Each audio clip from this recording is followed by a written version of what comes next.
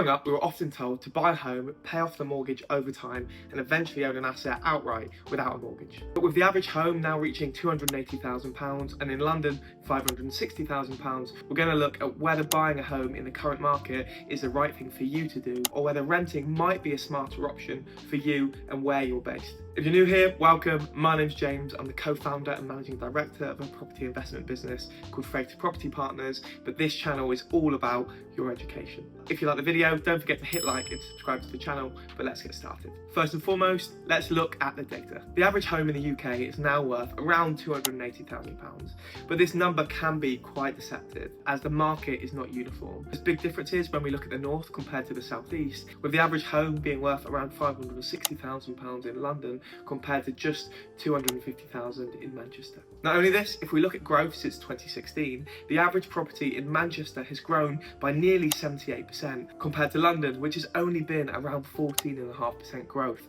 in around 9 years. This means if you bought a home in Manchester in 2016, you could have seen significant growth in that time compared to if you bought that same property or a cheaper property in London. In both locations, rents have increased dramatically in this time frame, and the main reason for the house growth in more affordable locations and the rental increase nationwide is because of the lack of supply. The government have a punchy target of delivering over 1.5 million new homes by the end of Parliament, but that is very unlikely to be met, and even if it is met, it's not delivering enough homes to meet the increasing demand. The difference between the north and south creates different challenges.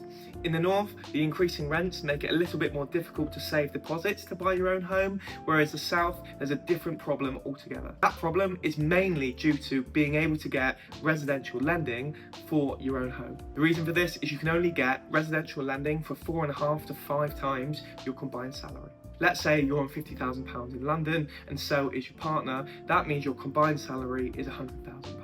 So on that basis, you can only afford to get lending up to around £450,000 to £500,000 property price, which doesn't get you the average home in London. This is assuming that you're able to save enough to put down a 10% deposit. This leads to more people renting for longer time, putting more strain on the private rental sector, and essentially means that rents are only going to increase moving forward unless we deliver more homes across the country. So let's look at why you might choose to buy your own home. The first is when you buy your own home, you often give yourself the opportunity to build your wealth through the growth or the appreciation of the asset that you purchase. As your home grows in value, so does your equity, essentially building your wealth steadily over time. Having said this, this means that your property has to grow in value to be able to do that, and if it doesn't grow in value and inflation is at 2 or 3% a year, that property is essentially losing value over time.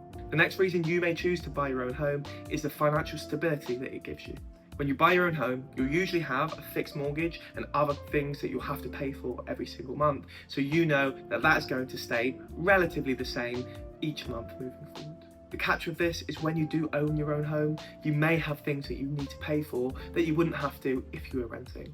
For example, if the boiler goes or you've got a problem with the roof, that's going to come out of your back pocket, whereas renting, the landlord covers that. Now let's look at the positives of renting your own home. The first is renting gives you incredible flexibility. You have the opportunity to rent a home for 6 months at a time. You can then move to a new city or move to a new location if your job or your lifestyle requires it. Not only this, you have the cover if something goes wrong with a property that is not going to come out of your back pocket as long as it's something that you've not damaged yourself. Like I mentioned previously, if there's something wrong with the boiler or the roof in the home that you live in, you're not going to have to pay for that out of your back pocket. Your landlord will cover that. And here's the most important part.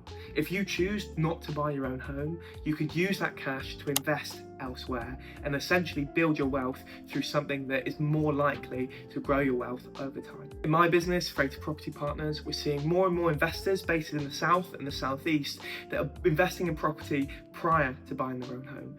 The main reason for that is they have a chunk of cash and they're able to get buy-to-let mortgages in cheaper properties in the north rather than a residential mortgage in a location in the southeast that won't grow in value over time. This means that if you've got £50,000 cash that you could use as a deposit to your own home, but you won't be able to live in the quality of home or in the area that you want to live in, you're probably better off renting a home and investing that cash into a property in the north that's going to grow in value and going to give you a return on your cash. This essentially means that for people on good salaries based in the south and the southeast, the argument shouldn't be should you buy or rent your home. It should be should you buy your own home, or should you invest that money into something that's going to build your wealth over time. We've already seen that in recent years, property prices in the north and the northwest have grown significantly better than prices in the south because of affordability. If we look at forecasts moving forward, it paints a similar picture. The northwest, northeast, Yorkshire and the Midlands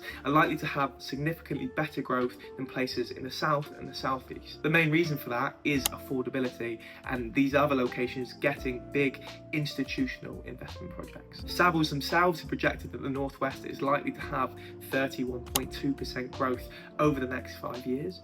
And if we get that, that means you have a great opportunity to build your wealth through property, leverage that investment by using a buy-to-let mortgage, and give yourself the opportunity to build your wealth through refinancing that asset and growing the portfolio further. So this strategy has two parts. Rent for your current lifestyle. Doesn't matter whether that's the southeast or anywhere else in the country that you're based. Part two is invest in areas that are most likely going to give you the opportunity to build your wealth over time. You'll use a buy-to-let mortgage to purchase the property and leverage your investment to give you the best return on investment. And even if you can't get residential lending on your home where you're based, the chances are you'll be able to get a buy-to-let mortgage so long as you have the 25% deposit and you can pay for the additional fees. This is because the buy-to-let mortgage isn't so much based on your personal situation or your personal income. It's more based on the property, the rental income that property will produce, and then stress test against changing interest rates. So to conclude, don't let the renting versus buying debate dictate your future. The smarter move in the current market is to separate the two. Rent for your current lifestyle and invest for your future. It's all about thinking like an investor and not a home buyer. In the last 20 years, the property market has changed, so investing in the north is probably the way to go. And if you're based in the north, buying your own home first might be the way to do it for you. If you are looking to invest in property in the north, or you just want a bit more information about what to look for, then I'll put a link to our website, Freighter Property Partners, in the description, and you can book in a free conversation with one of the team. But that is it for this week's video, so thanks again for watching, and I'll see you soon.